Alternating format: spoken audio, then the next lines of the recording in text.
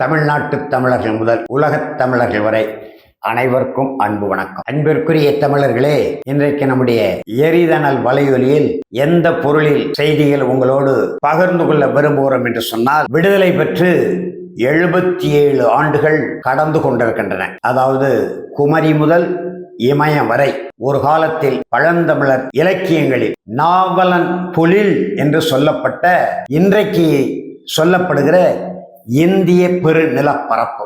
இந்த இந்திய பெருநிலப்பரப்பு ஏறக்குறைய 200 ஆண்டு காலம் அயலவன் வெள்ளையன் ஆளுமையிலிருந்து 150 ஆண்டுகளுக்கு முன்பு விடுதலை உணர்வு வந்து விடுதலை முழக்கமாக முன்னேறி விடுதலை போராட்டமாக களம் கண்டு எண்ணற்ற ஈக பெருமக்கள், அதாவது தியாக சீலர்கள் தங்களுடைய உடல் பொருள் ஆவி அனைத்தையும் இழந்து, உயிரையும் கூட இழந்து இந்த நாட்டுக்கு விடுதலை பெற்று தந்தார்கள். தமிழ்நாட்டிலே அப்படிப்பட்ட உன்னதமான தியாக சீலர்கள் யார் என்றால் நம்முடைய பெரும்பாட்டன் கப்பலோட்டிய தமிழன். அதற்கு முன்பு 1700 பிற்பகுதியிலே, 1800 முற்பகுதியிலே, அதிலே குறிப்பாக நம்முடைய தென் தமிழகத்தில், தென்னாட்டில் விடுதலைக்கென்று முதல் போர்க்குரல் கொடுத்தது நம்முடைய தமிழ் தேசிய பெரும் பாட்டன்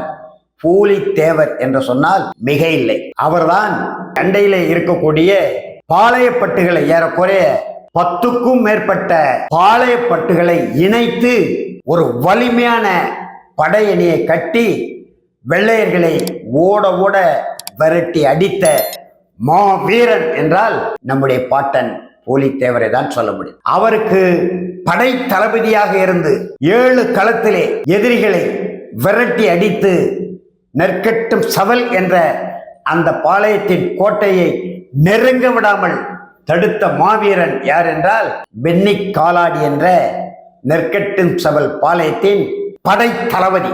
பூலித்தேவருக்கு உடன் பிறந்த அண்ணன் போல் இருந்து போராடியவர். அப்படிப்பட்ட தியாக சீலர்கள் எண்ணற்ற வகையிலே, சிவகங்கை செம்மையிலே மருந்திரவர், நம்முடைய குயிலி நாச்சியார், நம்முடைய வேலு நாச்சியார் போன்றவர்கள், மாவீரன் சுந்தரலிங்கம் போன்றவர்கள், அழகுமுத்து கோன் போன்றவர்கள், இப்படி தமிழ்நாடு முழுவதும் எண்ணற்ற அந்த குறுநில மன்னர்கள் காலத்திலே அந்த விடுதலை முழக்கம் எழுந்து, பிறகு நம்முடைய பெரும்பாட்டன் கப்பலோட்டிய தமிழர், பெருந்தலைவர் காமராஜர், சிலம்பு செல்வர் மாப்போசி, அப்படி எண்ணற்ற தியாக சீலர்களை, குடிகாத்த குமரன் என்று எண்ணற்ற தியாக சீலர்களை நாம் சொல்ல முடியும். அந்த அளவுக்கு விடுதலை போராட்டத்தில் அனைத்தையும் இழந்து, உயிரையும் கொடுத்து, அடிபட்டு மிதிபட்டு சிறை சித்திரவதையில் ஏற்று பெற்றுத்தந்த விடுதலை இன்றைக்கு 77 ஆண்டுகள்.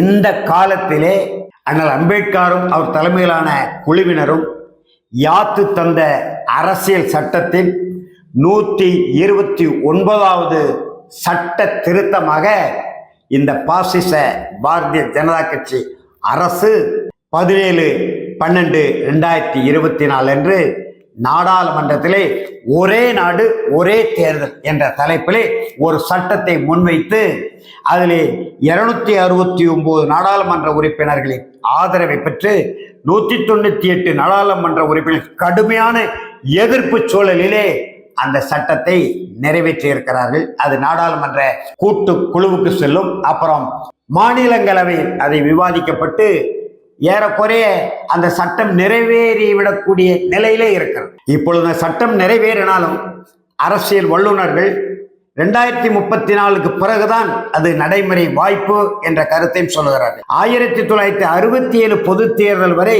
குமரி முதல் இமயம் வரை ஏறக்குறைய எல்லா மாநிலங்களிலும் 28 மாநிலங்கள், 8 ஒன்றிய குறு மாநிலங்கள், அதாவது ஒன்றிய பிரதேசங்கள், நம்முடைய இந்த நிலப்பரப்பில் 28 மாநிலங்கள், 8 ஒன்றிய மாநிலங்கள். 67க்கு முன்பு ஏறக்குறைய அப்படித்தான் இயல்பாக நடைபெற்று வந்தது. பிறகு 356வது சட்டப்பிரிவை பயன்படுத்தி சில மாநிலங்களை பதவி நீக்கம் செய்கிற பொழுது அந்த மாநிலங்களுக்கு இடைத்தேர்தல். அப்படித்தான் தமிழ்நாட்டுக்கு முதல் மேலே 1980ஆம் ஆண்டு மக்கள் திலகம் மாக்கோரா அரசை 79 நடைபெற்ற நாடாளுமன்ற தேர்தலிலே நேருவின் மகளே வருக, நிலையான ஆட்சி தருக என்ற அந்த முழக்கத்தை முன்வைத்து திராவிட முன்னேற்ற கழகம் இந்திரா காந்தி அம்மையாரோடு கூட்டு சேர்ந்து நாடாளுமன்றத்தில் வெற்றி பெற்ற பிறகு நல்ல ஆட்சியை தூய ஆட்சி, நேர்மையான ஆட்சியை தந்த மக்கள் திலக மாக்கோர அமைச்சரவை கலைத்து நம்முடைய தமிழ்நாட்டிற்கு அப்படி ஒரு தேர்தல் இருந்தது. பிறகு அடுத்தடுத்து திராவிட முன்னேற்ற கழக அரசும் கலைக்கப்பட்டு இடைத்தேர்தல் வந்திருக்கிறது. ஆனால் முதலில் 67 ஆட்சி பொறுப்பேற்ற திராவிட முன்னேற்ற கழகம் 69 முதலமைச்சராக இருந்த மறைந்த அறிஞர் அண்ணா அவர்களுடைய அந்த மறைவுக்கு பிறகு முதலமைச்சரான ஐயா கலைஞர் அவர்கள் 67 முதல் 72 வரை இருக்க வேண்டிய அந்த பதவி காலத்தை 71 இந்திய நாடாளுமன்ற பொது தேர்தல் முன்னிட்டு அமைச்சரவை கலைத்துவிட்டு ஒரே தேர்தலாக நடத்த இன்றைக்கு கடுமையான எதிர்ப்பை கொடுத்து கொண்டிருக்கிறார்கள் இந்தியா கூட்டணியிலே உள்ள திராவிட முன்னேற்ற கழக நாடாளுமன்ற உறுப்பினர்கள். ஆனால் 71 அதற்கான ஒரு முன்னோட்டமாக தன்னுடைய தலைமையை தக்க வைத்துக் கொள்வதற்காகவும் தன்னுடைய தலைமைக்கு தமிழ்நாட்டு மக்களிடத்தில் பெரிய ஆதரவு இருப்பதாக ஒரு தோற்றத்தை காட்டுவதற்காகவும் கூட 47 48 வயதிலே ஐயா கலைஞர் அமைச்சரவை கலைத்து விட்டு சட்டமன்றத்தை கலைத்து விட்டு நாடாளுமன்ற தேர்தலை ஒட்டி ஓராண்டுக்கு முன்பே தேர்தலை நடத்தி ஒரு முன்னுதாரணமாக திகழ்ந்த கழகம் திராவிட முன்னேற்ற கழகம். அந்த வரலாற்று செய்திகளை எல்லாம் இளைய தலைமுறையிற்கு தெரியாமல் மூடி மறைத்து மடைமாற்றுவதும் அந்த திராவிட முன்னேற்ற கழகம் தான். இன்றைக்கு பேசுகிறார்கள். பேசிக்கொண்டிருக்கும் போதே இந்திய நாடாளுமன்ற திராவிட முன்னேற்ற கழக தலைவர் அண்ணன் DR பால் அவர்கள் நாடாளுமன்ற கூட்டுக்குழுவுக்கு, அது இவர் சொன்னாலும் சொல்லாட்டிலும் அனுப்பிவிடுவாங்க, நாடாளுமன்ற கூட்டுக்குழுவுக்கு அனுப்புங்கள்ங்கிறார்.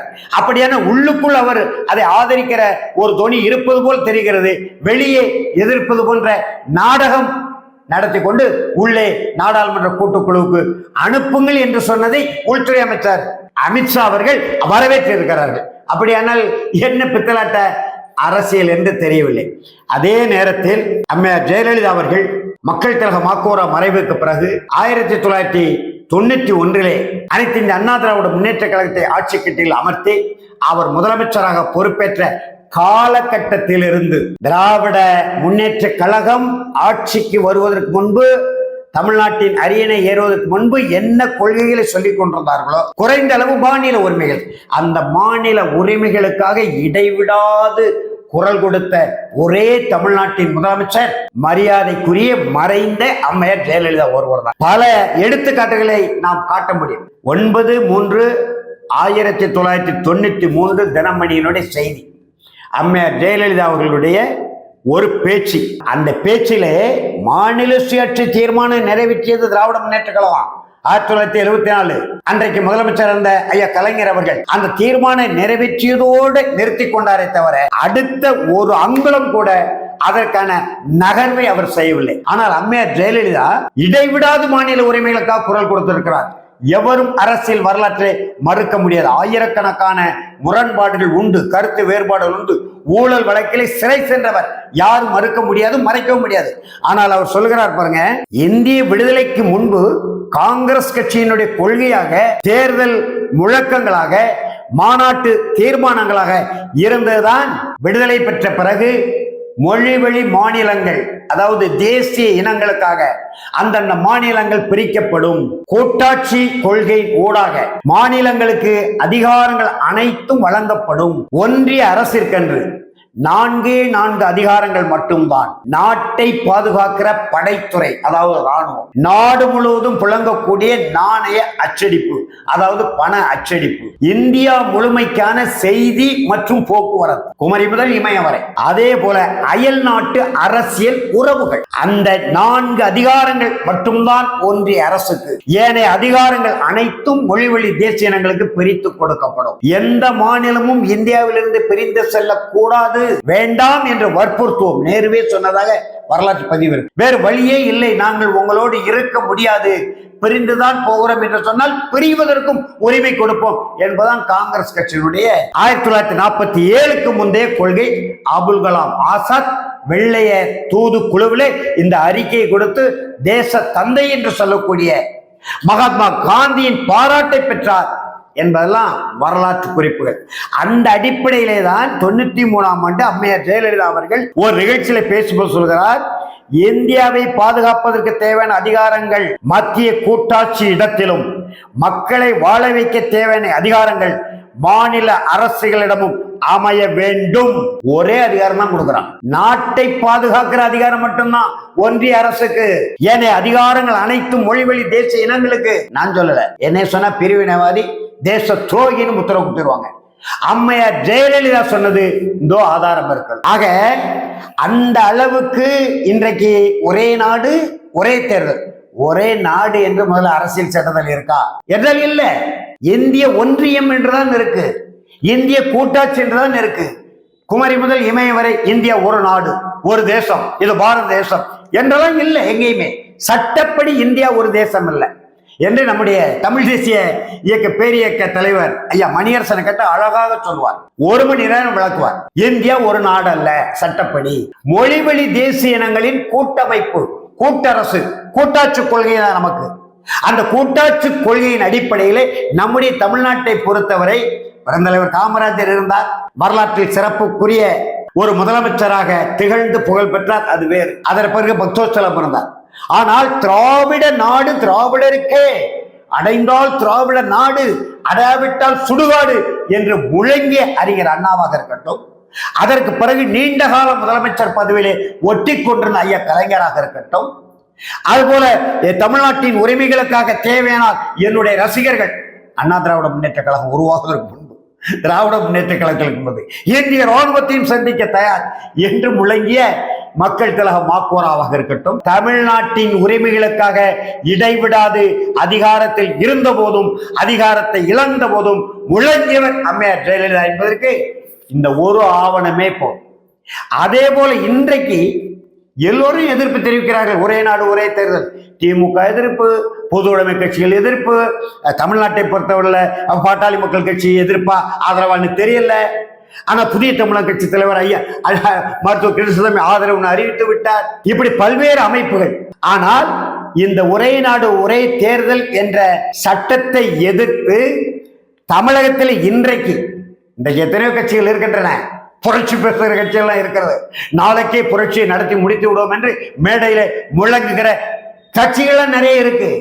ஆனால் 1000 தான் இருந்தாலும், அரசியல் முரண்பாடுகள் இருந்தாலும், திராவிடராக இருந்தாலும் ஒரு எச்சரிக்கை, மிக உறுதியான அந்த உள்ள உணர்வோடு எச்சரிக்கை மணி அடித்தவர் ஒரே ஒருவர் தான் தமிழ்நாட்டிலே. அவர் திராவிட முன்னேற்ற கழக கூட்டணியிலே தான் இருக்கிறார். அதிமுக கூட்டணியில் இருந்தவர் மறுமலர்ச்சி திராவிட முன்னேற்ற கழகத்தின் பொதுச் செயலாளர் அண்ணாச்சி வைகோ அவர்கள்தான் இந்த சட்டத்தை நீங்கள் கொண்டு வந்தால் 1990 சோவியத் ரஷ்யா எப்படி உடைந்து சிதறதோ அதே போல எதிர்காலத்தில் இந்தியா உடைத்து சிதறும் என்று இந்தியாவிலே எந்த தலைவரும் சொல்லாத அந்த கருத்தை இந்த தள்ளாத வயதிலையும் உடல் நலிவுற்ற நிலையிலையும் அண்ணா அந்த காலத்தில் முழங்கினார் பாருங்க, திராவிட நாடு திராவிடருக்கு என்று. அந்த உணர்வு கொஞ்சம் நஞ்சம்.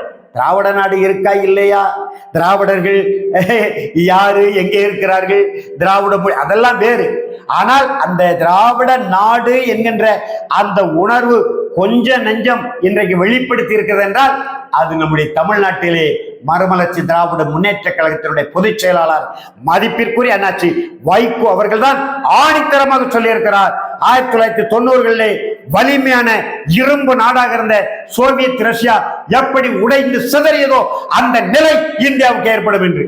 இதே மற்ற கட்சி தலைவருக்கு சொல்லல, அனைத்து இந்திய அண்ணா திராவிட முன்னேற்ற கழகம் பச்சை தமிழன் அண்ணாச்சி எடப்பாடி சொல்லல.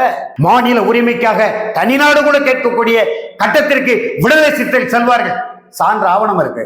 வன்னியரசு எழுதியிருக்காரு, தம்பி தொல் திருமாவளவன் பேசியிருக்காரு. ஏன் இந்த புரட்சிகர ஒரு கருத்தை தொல் திருமாவளவன் வெளிப்படுத்தவில்லை? அதே போல நாளைக்கே தமிழ் தேசிய புரட்சி எழுச்சி என்று மேடைதோறும் முழங்குகிற என்னுடைய அன்பு தம்பி ஆற்றல் மறவர் செந்தமிழன் சீமான் ஏன் இந்த கருத்தை பதிவு பண்ணல? ஒரே நாடு ஒரே தேர்தல் என்று சட்டம் கொண்டு வந்தால் இந்த நாடு மொழிவழி தேசிய இனங்கள் அடுத்த கட்டம் விடுதலைக்காக குரல் கொடுக்கக்கூடிய, பாடுபடக்கூடிய, போராடக்கூடிய களம் உருவாகும் என்று ஏன் ஒன்றிய அரசு எச்சரிக்கல? தம்பி வேல்முருகன் எச்சரிக்கப்படாது. அவர் திராவிட முன்னேற்ற கழக கூட்டணியில ஒரு சட்டமன்ற உறுப்பினராக இருக்கிறார். அவர் மாநில உரிமைகளுக்காக வலிமையான குரல் கொடுத்து வருகிறார். வட இந்தியர்களுடைய தமிழ்நாட்டு நுழைவு ஆதிக்கத்தை எதிர்த்து போர்க்குரல் கொடுக்கிறார். ஆனால் இந்த சட்டப்படி சட்டமன்ற உறுப்பினர்கள் இந்த கருத்தை வலியுறுத்த முடியாது. ஆகையினால் அவரிடத்தில் எதிர்பார்க்க முடியாது. ஆனால் தனித்தனி அமைப்புகளாக வைத்துக் கொண்டிருக்கக்கூடிய கூட்டணியில் இருந்தாலும் இல்லாவிட்டாலும் ஏன் மற்ற கட்சிகளே இந்திய பொதுவுடைமை கட்சிகள் ஏன் மொழி வழி மாநிலங்களின் சுயநிர்ணய உரிமை என்கின்ற அந்த தத்துவத்தை ஏன் இதுவரைக்கும் வலியுறுத்தவில்லை? இன்றைக்கு ஒரே நாடு ஒரே தேசம், நாளைக்கு மாநிலங்களே இல்லை, குடியரசுத் தலைவர் ஆட்சி, இந்தியா முழுவதும் ஒரே ஆளுமையின் கீழ் வரும், யூனியன் பிரதேசத்தை போல முதலமைச்சர்கள் என்பவர் பொம்மைகளாக நியமிப்போம் என்கின்ற ஒரு சட்டத்தை இந்த பாசிச பாரதிய ஜனதா அரசு கொண்டு வந்தால் இந்த கட்சிகளுடைய நிலை என்ன, மாநில உரிமைகளுக்காக குரல் கொடுக்கக்கூடிய அமைப்புகளுடைய நிலை என்ன என்பதை அருள் கூர்ந்து சிந்தித்து பார்க்க வேண்டும். அந்த வகையிலே இன்றைக்கு நாம் எடுத்துக்கொள்ள வேண்டிய ஒரே செய்தி, இந்த ஒரே நாடு ஒரே தேர்தல், அரசியல் சட்டத்தில் சொல்லாத அந்த ஒரே நாடு, அந்த ஒரே நாட்டுக்கு ஒரே தேர்தல். எத்தனை முறை தேர்தல் நடந்திருக்கு? கடந்த தேர்தல் எத்தனை கட்டங்களாக நீங்க வடநாட்டிலே நடத்தி இருக்கிறீர்கள்? தமிழ்நாட்டில் மட்டும்தானே ஒரே கட்டமாக புதுச்சேரி உட்பட 40 தொகுதிகளில் தேர்தல் நடந்தது. வட மாநிலங்கள்லாம் பல கட்ட தேர்தல் தான் நடத்துறீங்க. அந்த அனுபவங்கள் இருக்கிறது. இருந்தாலும் பாரதிய ஜனதா கட்சியினுடைய அடுத்த கட்ட இந்துத்துவ கனவோடு கொண்டு வரக்கூடிய இந்த அரசியல் சட்டத்தில் சொல்லப்படாத ஒரே நாடு என்ற சொல்லையும் ஒரே தேர்தல் என்ற சொல்லையும் இன்றைக்கு சட்டமாக நிறைவேற்றி இருக்கிறார்கள் என்று சொன்னால், மறுமலர்ச்சி திராவிட முன்னேற்ற கழகத்தினுடைய பொதுச் செயலாளர் அண்ணாச்சி வைகோ அவர்களுடைய கருத்தை தான் எல்லா கட்சி தலைவர்களும் இனி எதிரொலிக்கக்கூடிய சூழ்நிலை உருவாக வேண்டும். அந்த சூழ்நிலையை உருவாக்க வேண்டியது ஒவ்வொரு ஜனநாயக அமைப்புகளின் கடமையாக இருக்க வேண்டும் என்கின்ற வேண்டுகோளை முன்வைத்து விடைபெறுகிறேன். நன்றி, வணக்கம்.